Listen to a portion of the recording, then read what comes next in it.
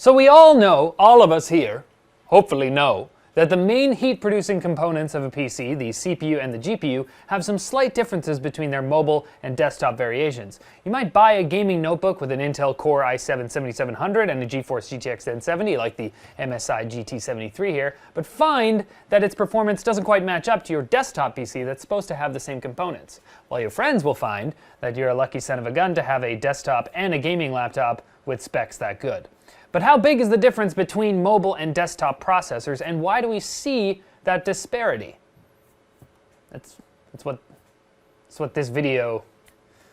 That model had a Core i7-6820HK processor and a 4K screen. This model's a new one. It's got a Kaby Lake Core i7-7700HQ, a 1080p screen, and a GTX 1070, which is the same as the previous one. Now, to have something to compare this laptop against, I threw together this build with a stock Core i7-7700K and an MSI TwinFrozer 6 Gaming X GTX 1070, also using MSI Z270 Gaming M5 motherboard to keep everything MSI. Both systems also have 16 gigabytes of DDR4 memory. Now, of course, these two systems are not completely identical. The desktop RAM is clocked at a higher frequency than the laptop, their cooling setups are different, storage is different, but those are all differences you'd expect to see comparing a laptop to a desktop. For my testing, I wanted to get a general picture of the performance gap between the desktop and mobile versions of the same parts, the CPU and the GPU.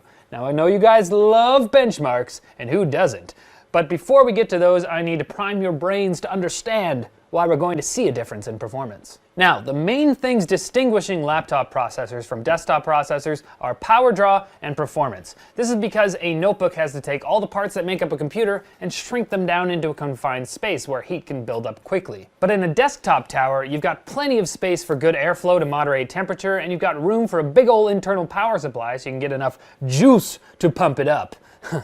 The specs for these two CPUs illustrate that pretty clearly. While both processors have the same number of cores and threads, the mobile 7700HQ has about half the thermal design power, or TDP, at 45 watts to the 7700K's 91 watts. Base and boost clock are also quite a bit lower, and it's also got 2 less megabytes of L3 cache. These changes allow the laptop part to tone down its performance enough that it doesn't overheat. Now, in the past, Intel has made the mobile version of a given CPU model have a different number of cores and threads than the desktop version sometimes, but with Kaby Lake, we don't really see a lot of that. For the most part, the specs that vary are the ones I listed earlier. Now, on the GPU side, we've got the same amount of transistors, GDDR5 memory, and pretty much the same memory bandwidth. What's different is the clock speeds. 1442 MHz base clock in the GT73 to 1607 MHz in the desktop GPU, although this Gaming X 1070 is in OC mode. Regular gaming mode base clock would be 1582 MHz. Now, supposedly to partially offset the loss in performance by the decrease in clock speed, the mobile 1070 has 148 more CUDA cores, also known as unified shaders. Presumably, having more cores running at a lower clock speed can moderate temperature a little bit. We also see 8 more TMUs, or texture mapping units. So now we know what we're working with. Let's look at some benchmarks. Let's start with the classic, Cinebench R15. We see a 26% increase from the 7700HQ to the 7700K for the multi-core test, and a 43% increase for the single-core test. So while the laptop is a bit behind the desktop, it actually has slightly better hyper-threading performance comparatively, as we can see by the higher value of the MP ratio. Now, for our second CPU test, I ran more of a real-world benchmark that utilizes multiple threads, transcoding a 2.5 gigabyte 4K video MP4 file using Handbrake, a popular open source encoding app. And with Hardware Monitor and Task Manager open, we could see the live changes in temperature. 7700K finished the encode in 15 minutes and 14 seconds, reaching a max temperature of 86 degrees. The 7700HQ finished in 22 minutes and 6 seconds, reaching a max of 76 degrees. So there's a great illustration of what separates these two processors. The increased power draw and clock speed on the desktop make it finish faster and run hotter, while the laptop takes longer and runs cooler. Now, do keep in mind through all of this that we haven't overclocked or done any tinkering with these systems' performance presets, and we could probably squeeze out a bit more juice from both of them if we wanted to, but I don't.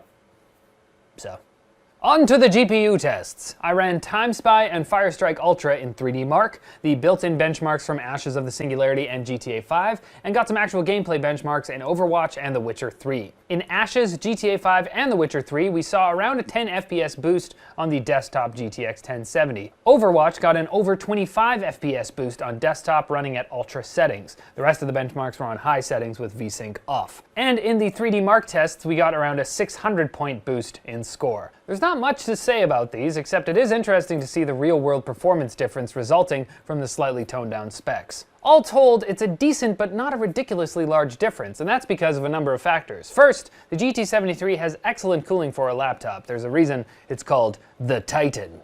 It's even got a button to put the fans on full blast, which I will show you now.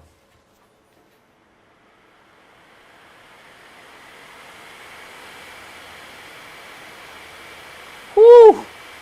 Although I did not use that button during the testing. Second, some of the biggest advances in processor technology in the past few years have been in power efficiency rather than pure performance. With those advances, gaming notebooks have been able to creep up to desktop level capability, shortening the gap between desktop and mobile processing power. Well, I think it's about time to wrap it up, so what's the takeaway from this video? Well, it's a similar conclusion to Jack's when he reviewed the older GT73. Gaming laptops can pretty much serve as desktop replacements nowadays, provided you're willing to shell out some extra cash for the portability factor. It used to be that even some of the mid to lower end desktop parts could outpace some high-end laptops, but mobile technology has come a long way due to advances in power efficiency. So you can feel good buying a laptop as your main PC, but it's also good to know just what the difference is. I should mention as well that on Jack's video, people were commenting about how it's really expensive. It was like $4,600. That was like the top end laptop. This one is $2,600, I believe, Canadian, which still expensive, but again, you're paying for the portability factor.